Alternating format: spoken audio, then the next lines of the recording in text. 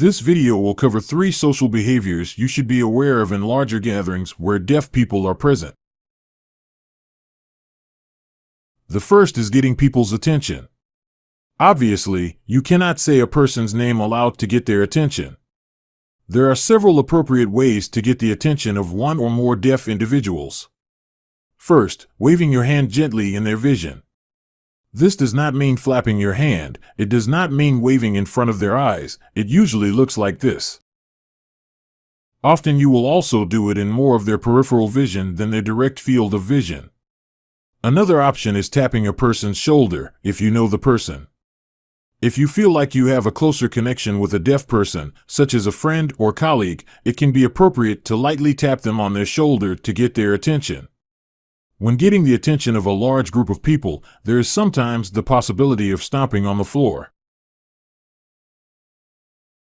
Understand, this can only be done in certain situations where the floor can push the vibrations, such as wood. Lastly, another way to get the attention of the group is to slowly turn the lights on and off. We do not want to cause any irritation or seizures when flicking the lights, but turning them off and waiting a second before turning them on is one of the most effective ways to get a large group's attention. Finally, never throw an object at a person to get their attention. Privacy.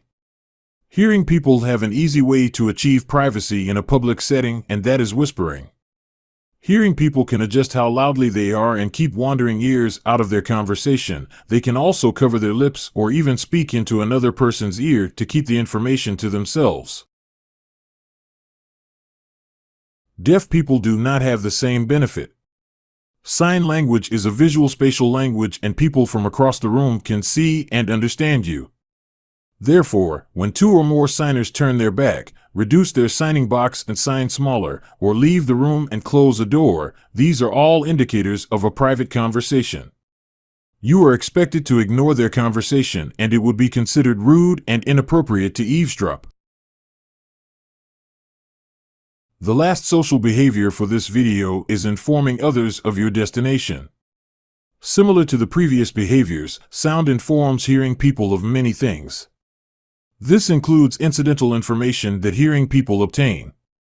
When a person leaves the room, the hearing person may hear "I'm going to the bathroom" or even hear a door open and close, notifying the hearing person of a person's departure. For deaf people, since they cannot hear, it can be considered rude to leave a room without informing people of your destination. Whereas the hearing person heard the door open and closed and looked over, the deaf person did not, and if they turned to look for you, you have possibly left without saying goodbye. And just like it is important to let people know where you are going when you leave, it is also important to let people know when you returned.